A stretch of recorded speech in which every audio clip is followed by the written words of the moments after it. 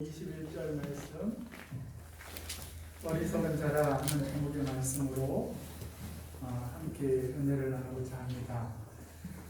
예수님과 종교 지도자들 간의 갈등은 많은 청중들, 백성들에게 큰 이슈가 되었습니다. 왜냐하면 한번 고착된 사회적인 문제라는 것을 도전하고 깨뜨리고 하는 것들은 큰 진통이 필요하죠. 누구도 바리새인들의 권위에 또 율법 교사의 권위에 대항하지 못하고 그냥 그런갑다 하고 신앙생활을 하던 사람들이 예수님의 말씀에 각성되어지고 놀랍고 또 예수님의 말씀으로 인하여서 생각이 많아지면서 우리들이 바로 믿는 것인가 그런 각성들이 이루어지게 되었다는 것입니다. 그래서 예수님과 그 종교자들, 지도자들 간의 그 갈등이 깊어지면 깊어질수록 사회적인 이슈가 되었고, 그래서 예수님 주변에는 더더욱 많은 사람들이 몰려들기 시작하였습니다. 오늘 말씀을 보니까 예수님 주변에 수만의 무리가 모였다, 그렇게 얘기하고 있습니다. 수만 명이 모였다. 그러면은 우리들은 뭐 수만 명 모일 수도 있지 이렇게 생각하겠지만 그 당시에 예루살렘 인구가 그렇게 많지가 않아요.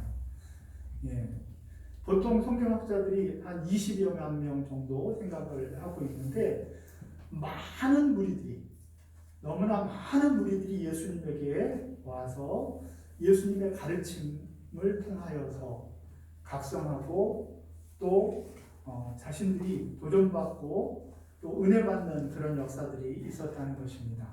이때 예수님께서 직선적으로 이제 바리새인들의 모습을 지적을 하는데, 바리새인들을 향하여서 외식하지 말아라 그렇게 얘기하는 것이죠.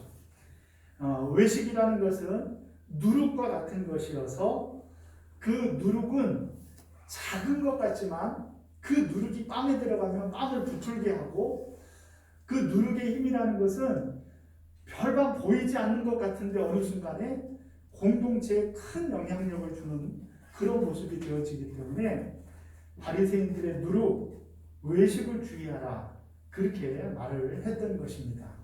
외식이라는 것이 무엇입니까? 밖에 나가서 밥 먹는 것은 아닐 테고, 외식이 뭐죠? 외식은 겉을 꾸미는 것이에요. 지금 예수님이 계속 종교 지도자들을 지적을 하는 게 거기에 있어요. 겉모습과 내용이 있는데 무엇에 집중해야 돼요? 예수 믿는 우리들은? 둘 중에 하나 선택하면은 함정에 걸리는 거예요. 겉모습도 그 내면도 함께 하나님 앞에 아름다워야 돼요. 그게 나뉘어질 수가 없어요. 나뉘어지는 순간 신앙이 잘못되어지는 거예요. 우리의 내면이 꽉 차고 하나님으로 가득하다고 하면은 그 내면에서 나오는 외적인 모습은 하나님의 사랑으로 넘치게 되어 있어야 돼요. 그래야 그게 정상인 거예요. 그런데 우리들이 내면과 외면이 차이가 크고 달라지게 되어지면은 그것은 우리의 신앙이 문제가 생기는 것이, 그런 것들을 외식한다라고 얘기하는데, 이 외식이 문제인 게 뭐예요? 단순히 겉을 꾸민다는 것이 문제가 아니에요. 형식만 주장을 하고 이렇게 겉만 아름답게 꾸민다, 그 정도의 문제가 아니라는 거예요. 근본적인 문제가 있습니다. 외식하는 것이 왜 문제이죠? 왜 예수님께서 바리새인들을 직선적으로 이제는 지적을 하시면서 너희들이 외식하는 그런 신앙은 하나님 앞에 인정받을 수 없다 그렇게 이야기하시는 이유가 무엇이죠? 외식의 가장 큰 문제가 뭔 것 같아요? 외식의 가장 큰 문제, 제가 전에도 계속 힌트를 드렸지만 외식은 대상이 누구에게 보이고자 하네요? 사람에게 보이고자 하네요. 이것이 문제예요. 이것이 가장 큰 문제요, 근본적인 문제예요. 그러니까 혹여 우리들 가운데도 신앙생활을 사람에게 보이려고 하면은 그 신앙은 바리새인들의 외식과 다를 바가 없고 우리 주님의 지적을 받을 거예요. 사람을 향하느냐 하나님을 향하느냐. 똑같은 봉사를 해도요 하나님을 향할 수도 있고 사람을 향할 수도 있어요. 사람을 향하는 봉사는요 내가 봉사하는데 저쪽 집사가 봉사를 안 하고 있어요. 그럼 어떻게 돼요? 사람을 향한 봉사를 하는 사람이 누가 안 하고 있거든? 나는 하는데 그럼 어떻게 해요? 그렇죠. 이제 열 받는 거예요. 열 받아. 일단 열이 받아가지고 참다 야 나만 봉사하는 법 있어? 그러면서 누군가를 책망하고 견책하고 미워하게 되죠. 그런데 똑같은 봉사를 하는데 그 봉사가 하나님을 향한 봉사를 하고 있다 생각을 해보세요. 그런데 누가 봉사를 안 하고 있어. 그럼 어떤 마음이 들까요? 나는 그런 적 없다 생각하지 말고 한번 상상을 해보시라니까요. 상상력을 발휘해서 내가 하나님을 향하여 봉사하고 있어요. 그런데 안에 누가 봉사를 안 하고 있다니까? 그럼 어떤 마음이 들까요? 마음이 잘 들어야 돼요. 어떤 마음이 들어야 되죠? 그분은 기도하고 있다. 너무 좋은 관점이에요. 이런 봉사를 안 하고 있어도 저분은 다른 봉사로 다른 일로 봉사하고 있다 생각을 하고 그러면서 어떤 마음이 드냐면 긍휼의 마음이 들고 그리고 그 사람을 안타까이 여기면서 또 그 사람을 위해서 기도해주고 싶은 생각이 들죠. 생각을 해보세요. 우리가 하나님 앞에 서서 봉사를 할 때 누군가 봉사를 안 하면은 내가 하나님 앞에 있잖아요. 그러니까 그 사람을 비난하고 싶어요. 에이 나쁜 사람이네 이러고 나만 봉사하냐? 나는 봉사를 위해서 태어난 사람이냐? 이러면서 그런 말을 하나님 앞에서 할 수 있겠어요? 안 해요. 그런데 사람 앞에서는 해요. 사람 앞에서는 한단 말이에요. 외식이 무섭고 안 좋은 것은 사람을 향하기 때문에 안 좋은 거예요. 사람을 향해. 그러니까 예수님이 뭐라고 얘기하시냐면 외식을 주의하라 얘기하시고 뭐라고 얘기하시냐면은 사람의 목숨만 관여할 수 있는 그런 존재를 두려워하지 말아라. 그러면서 사람의 목숨뿐만이 아니라 죽은 이후에 지옥불에도 던질 수 있는 권세 있는 분 앞에서 행하라. 그렇게 얘기하죠. 그분이 누구예요? 하나님이시잖아요. 바리새인들 너희들이 참 신앙생활 잘한다고 나름대로는 열심히 한다고 많은 사람들에게 존경받고 박수 받으면서 그렇게 지도자로서 행사하고 있지만 너희들이 사람 앞에 행하는 것은 사람을 두려워하는 그런 신앙생활을 하는 것은 하나님께서 기뻐하시는 모습이 아니라는 거예요. 그러니까 그들이 사람을 향했으니까 율법 교사들은 어떻게 했어요? 율법 교사들은 천국에 들어가는 지식을 가진 자예요. 그렇죠? 그런데 그 지식을 가지고 하나님을 향했으면은 하나님 앞에 들어가야 되잖아요. 그런데 그 지식을 가지고 외식하면 어떻게 되냐면 사람을 향하는 거예요. 사람을. 그러면 자기도 안 들어가요. 그러면서 사람들한테 뭐라 그러냐면 이거 이렇게 하고 저렇게 하고 하면서 다른 사람도 못 들어가게 해요. 그렇게 되어진다는 거예요. 이거 우리의 신앙이 하나님을 향하느냐 사람을 향하느냐에 따라 우리의 신앙의 질이 결정되어 버리는 거예요. 그래서 예수님께서는 분명히 이야기하시기를 뭐라고 얘기하시냐면은 하나님을 두려워해라. 하나님은 너희들의 모든 봉사와 수고와 신앙생활의 모든 것들을 다 아시는 분이다. 참새 2마리가 한 아싸리에 팔려나가는 것도 다 아신다. 네? 그리고 또 우리 교회는 그런 분들이 많지 않은데 어떤 교회는 머리가 이렇게 좀 이렇게 시원하신 분들이 있어요. 저는 머리를 아직도 속아냅니다. 근데 그 사람들은 참 하나님을 위해서 그 사람들이 애쓰는 사람들이 왜냐하면 하나님께서 그 사람들 머리털도 다 헤아리신 바 되었죠. 그러니까 하나님께서 머리카락을 헤아리다가 저 목사가 딱 오면은 에이 언제 다 헤아리냐 그러는데 어떤 사람은 머리가 휑한 사람이 있어.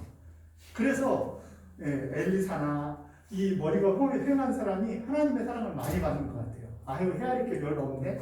하나님은 우리의 머리카락까지도 다 헤아리신 바 되었다.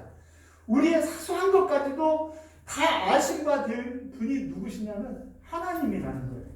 그러므로 우리는 하나님 앞에 행하는 것이 중요한 거지 사람 앞에 행하려고 하지 말아야 된다는 거예요. 이것이 우리의 신앙생활을 승리하기도 하고 망하기도 하는 거예요.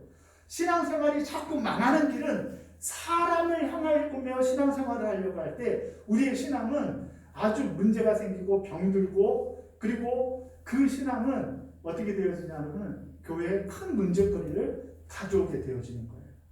하나님을 향한 사람, 하나님을 향하여 신앙하는 사람이야말로 하나님의 사랑으로 모든 사람을 품고 기도해주며 부축해주고 그들을 이끌고 하나님의 나라에 함께 가는 것을 기뻐하며 즐거워하고 하나님 앞에 애쓰는 사람들이죠. 그런데 사람을 향하는 사람들은 늘 사람을 의식해야 되기 때문에 겉만 꾸미게 되어 있는 거예요. 안을 채울 여력이 없어요. 항상 겉모습만을 생각을 해야 돼요. 사람들이 볼 때 어떻게 해야 되지? 어떻게 하면 내가 자비가 많은 사람이라는 것을 알 수 있을까? 어떻게 하면 내가 좋은 일 한다는 것을 많은 사람들에게 알릴 수 있을까? 여기에만 생각을 집중하니까 그들은 걸음걸이가 다르고 그들은 옷술 길이가 다르고 그들은 구제하면서 좋은 일을 하는 곳이 달라요. 사람 없는 곳에서는 구제하고 좋은 일을 할까요? 안 할까요? 거기는 사람이 안 봐. 사람이 별로 안 봐주니까 인기 높이는데 별 의미가 없어. 거기서는 안 합니다. 그런데 시장 어귀라든지 사람들이 많이 모이는 곳에서는 어떻게 해요?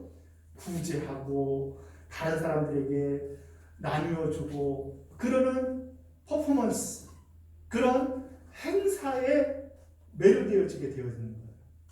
교회들도 마찬가지예요. 교회들도 교회가 하나님을 향할 때 좋은 교회가 되어지는데 교회가 사람을 향하려고 할 때 그때 교회는 세상적인 교회가 되어지는 거예요. 세상적인 교회. 그런 대표적인 사람이 누구냐 하면 부자예요.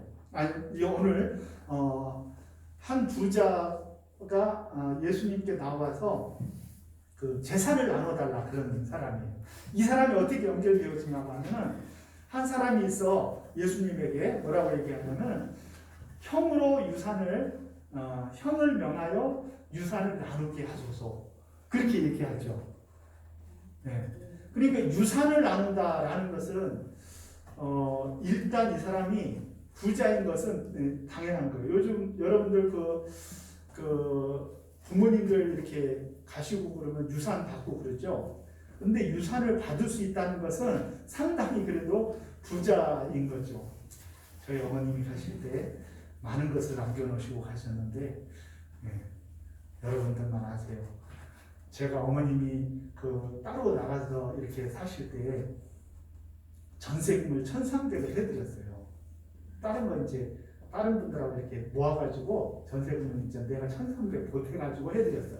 그게 총각 때인가 아니면은 신혼 때면은 내가 다 별통이 났을 텐데 총각 때 그런 것 같아. 하여튼 총각 때 그렇게 해가지고 그때 이제 따로 날 때 그때 1,300인가를 내 기억에 해준 것 같아요. 근데 이제 어머님이 거기 이제 돌아가시기 전에 요양원에 들어가시고 그때 이제 모든 가까이에서 누나가 이거를 다 주장을 했거든요. 모시기도 하고 가까이 살기도 하고 그래가지고 누나 뭔 얘기가 있을 텐데 저희 전세금을 정리를 했을 텐데 얘기가 없는 거예요. 그래서 뭐 얘기하겠지. 그리고 이제 지나갔어요. 그래 어머님 돌아가셨네 이제요. 이제 유산에 대해서 지금 얘기하는 거예요. 내가 유산이 있었으니까. 그래가지고 나한테는 이제 큰 유산이니까 이제 돌아가신 다음에 그런 얘기가 없어요. 그래서 한마디 했죠. 누나 그때 어머니 저기 해가지고 내가 한 1,300 보태서 이렇게 한 것 같은데 어떻게 됐어요? 이렇게 얘기를 하니까 누나가 아니 그런 얘기 못 들었는데 그러는 거예요. 그래서 이제 유산이 그게 이제 엄청 많았으면 어떻게 할까요? 소송해. 이제 바로 변호사 사가지고 바로 변호사 사가지고 이거를 이제 나눠야 되는데 이 사람의 형편이 그런 거예요. 근데 이제 누나가 그렇게 얘기를 하니까 나는 어떻게 해야 되겠어요? 그래? 누나가 알아서 했겠지 뭐. 그리고 이제 넘어가는 거죠. 유산을 나눈다 그런 의미는 분쟁이 있다 그런 의미는 이미 그 속에 재산이 많다 이 얘기예요. 재산이 많은데 형의 재산을 내가 더 많이 갖고 싶고 아니면 내 정당한 권리를 위해서 그거를 잘 나누어서 이렇게 내가 더 많이 갖고 싶다 그런 얘기 아니겠어요? 그때 예수님이 비유로 이 비유를 든 거예요. 여러분들이 잘 아는 비유죠. 한 부자가 밭에 소출이 너무너무 많아요. 올해도 풍년, 작년에도 풍년, 계속 풍년이었어요. 그래가지고 어떻게 해요? 이 사람이 심중에 생각하여 이렇게 하지요.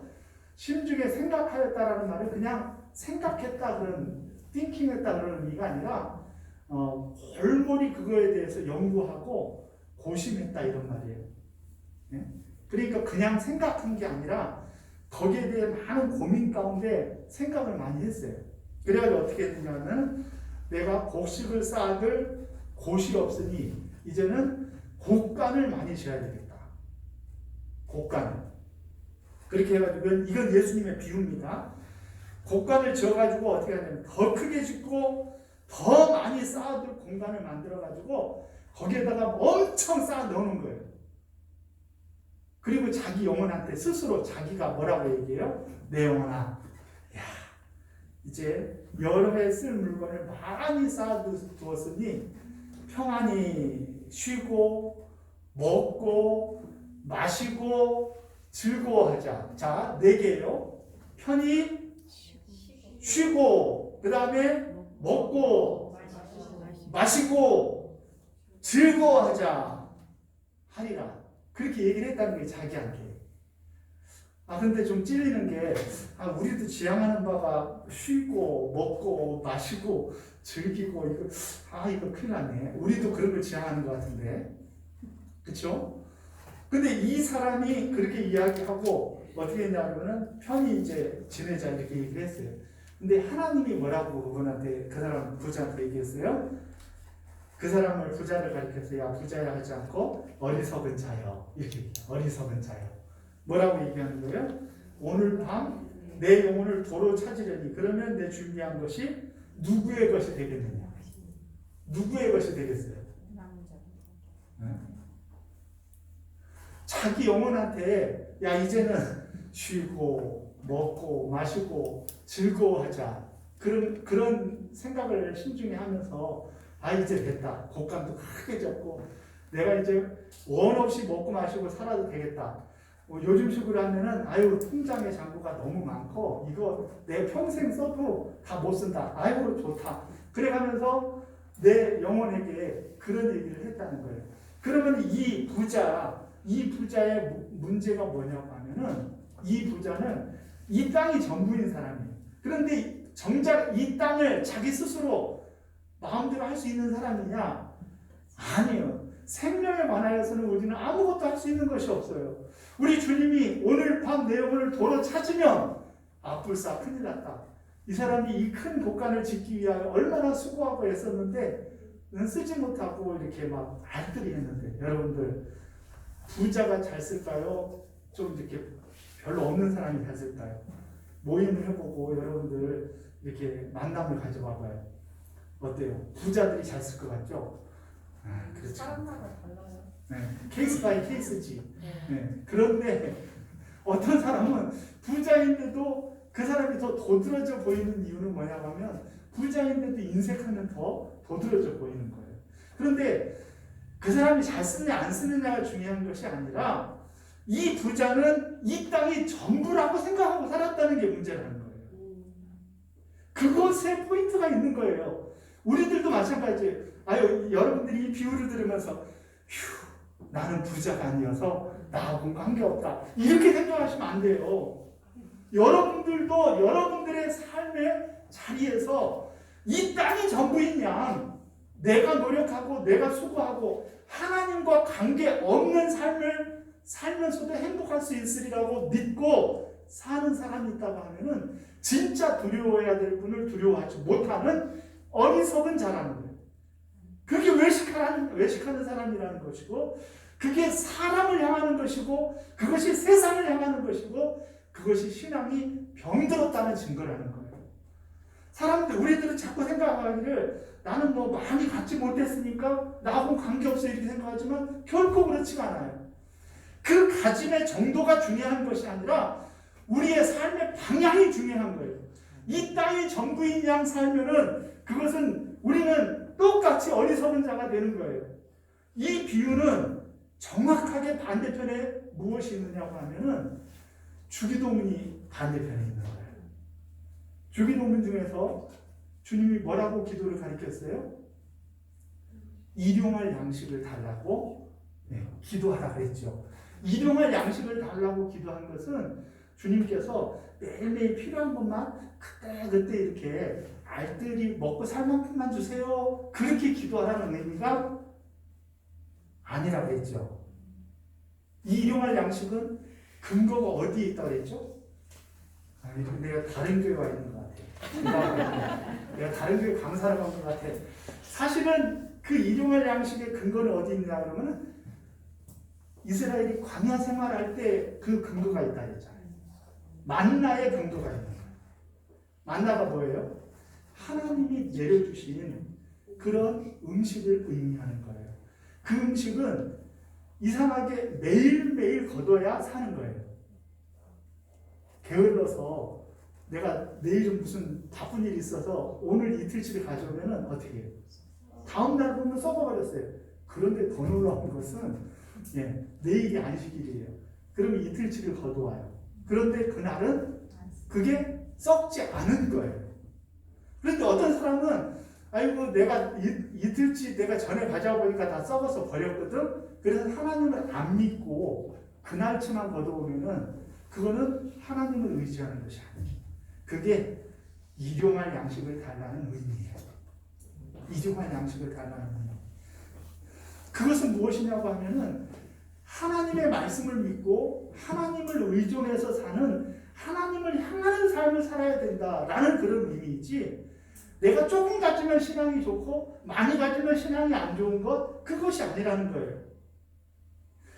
내가 조금 가지면 하나님을 잘 섬길 수 있고 내가 많이 가지면 하나님을 섬기기 어렵다? 결코 그렇지 않아요. 어리석은 사람은 소유의 많고 적음에 따른 것이 아니에요. 내가 하나님을 전적으로 의지하느냐, 하나님을 의지하기보다는 사람과 나를 의지하느냐, 그거에 따라서 어리석은 사람도 될 수 있고 지혜로운 사람도 될 수 있는 거예요. 지혜로운 사람도. 저와 여러분들은 어떤 사람들이 돼야 되겠어요? 어리석은 사람이 되면 좋겠어요? 에이, 어리석은 사람 되더라도 한번 월 없이 한번 모아봤으면 좋겠다. 이렇게 생각하면 안 돼요. 꼭 하나님 없이 내가 행복할 수 있다라고 믿고 힘을 쓰면 그거는 하나님이 기뻐하시는 것이 아니라는 거예요. 특히 없이 자란 사람일수록 그게 힘들어요. 많이 쌓아야 돼. 안 쓰더라도 많이 갖다 놔야 돼. 없이 자란 사람이 그래요. 그러나 부모님이 늘 넉넉하고 이렇게 있게 자란 가정 있잖아요. 그 사람들은 꼭 필요한 것만 사고 필요한 것만 갖다 놔요. 왜냐하면 그거 뭐 내일 필요하면 또 내일 또 갖다 놓으면 되지. 왜 그렇게 하느냐 하면은 그것이 하나님을 향한 믿음의 문제예요. 하나님을 믿으면 오늘치만 갖다 놔도 충분히 행복하고 만족하고 감사한 거예요. 그런데 하나님을 못 믿으면 어떻게 하냐면, 야, 이참에 내가 고생하는 길에 오늘 하루 고생하자 해가지고 한 3일씩 하나. 그래, 하나님을 많이 가져도 하나님을 의지하지 못한 사람이 되어지는 그런 결과를 가져온다는 거죠. 결국 외식의 문제의 가장 핵심 중의 핵심은 소유의 문제인데, 소유의 문제에서 하나님을 인정하면서 하나님을 의지하는 삶을 살지 못한다고 하면 우리의 신앙은 외식하는 신앙이 되어진다는 것입니다. 물질, 소유를 뛰어넘을 수 있는 신앙이 되어진다고 하면 여러분들의 신앙은 정말로 아름다운 신앙이에요. 그런데 그 뛰어넘는다는 것이 무엇이냐? 많이 가졌든 작게 가졌든 그것이 중요한 것이 아니라 전적으로 하나님을 의지해 사는 것. 하나님 없이는 내가 안 돼요. 하나님이 계셔야만 됩니다. 나는 물질 많이 있다고 다른 사람에 비해 상대적으로 많이 있다고 하지만 이거 의지하지 않아요. 하나님을 의지합니다. 그래서 하나님 앞에 늘 겸손하고 많이 가져도 은혜, 조금 가져도 은혜, 이렇게 가야지 하나님 앞에서 사람들과 비교하면서 나는 저 사람과 내가 비교했을 때 못난 게 뭐가 있습니까? 내가 하나님을 섬기기를 내가 직분이 모자랍니까? 아무것도 내가 모자란 게 없는데 왜 그럽니까? 이렇게 나가면은요, 사람 앞에 외식하는 사람이다. 우리 주님은 그것을 경계하시고 미워하십니다. 우리의 삶의 방향이 하나님을 향할 때, 하나님을 주인 삼을 때, 하나님이 우리의 전부인 것으로 여기며 하나님만 의지하고 나아갈 때, 물질을 의지하지 아니하고 이 땅을 의지하지 아니하고 사람을 의식하지 아니하고 하나님을 향할 때, 저와 여러분들의 신앙은 주님이 기뻐하는 아름다운 신앙으로 인정받게 되어질 줄로 믿습니다. 우리 156장 찬양 드리면서 내가 주인 삼은 모든 것들을 주님 앞에 내려놓기를 원합니다. 많이 가졌든 적게 가졌든 중요한 것이 아니라 모든 걸 주님 앞에 내려놓고 주님을 향하여 살아가는 저와 여러분들 되시기를 주님의 이름으로 축원합니다. 156번 찬양입니다.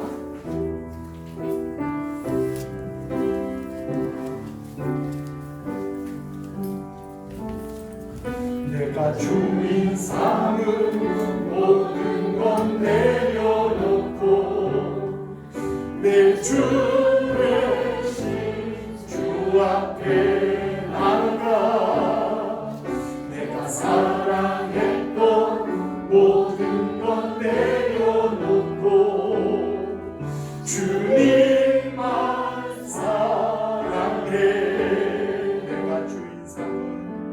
내가 주인 삼은 모든 건 내려놓고 내 주 대신 주 앞에 나가 내가 사랑했던 모든 건 내려놓고 주님만 사랑해. 주 사랑 거친 풍랑에도 깊은 바다처럼 나를 잠잠케 해. 주 사랑 내 영혼의 반석 그 사랑 위에 서리. 자리에서 다 일어나셔서 내가 주인 삼은 내가 주인 모든 건 내려놓고 내 주 대신 주 앞에 나가 내가 사랑했던 모든 건 내려놓고 주님만 사랑해. 내가 주인 삼은 모든 건 내려놓고 내 주 대신 주 앞에 나가 내가 사랑했던 모든 건 내려놓고 주님만 사랑해. 주 사랑 거친 풍랑에도 깊은 바다처럼 나를 잠잠케 해. 주 사랑 내 영혼의 반석 그 사랑 위에서 오른손을 높이 들고 주 사랑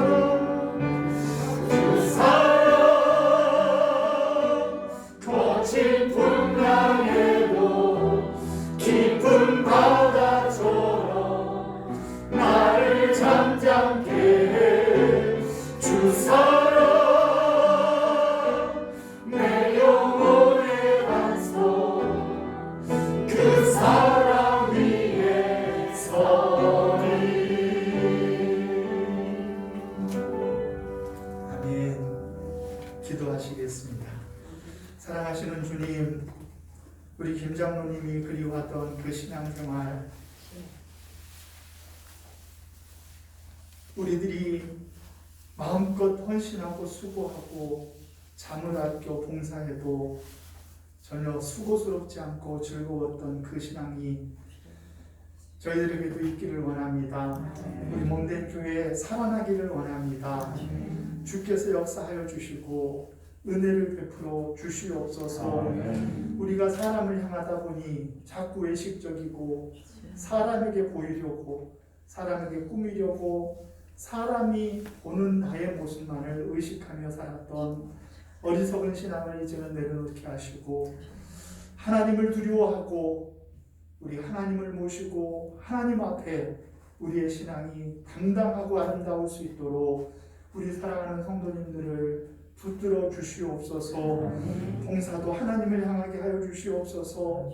우리들의 삶도 하나님을 향하게 하여 주시옵소서. 우리들의 직장도 주님 앞에 하게 하여 주시옵소서. 우리의 교회 생활도 주님 바라보며 신앙생활을 할 수 있도록 역사하여 주시옵소서. 이제는 우리 주 예수 그리스도의 은혜와 하나님 아버지의 사랑하심과 성령님의 감화 감동 위로 교통 역사하심이 주 앞에 나가 예배하는 사랑하는 성도님들 머리머리 위에 저들의 가정과 자녀들 위에 하시는 사업과 일터 위에 우리 사랑하는 교회와 이 나라의 민족 세계 열방 위에 이제로부터 영원토록 함께 있을지어다. 아멘.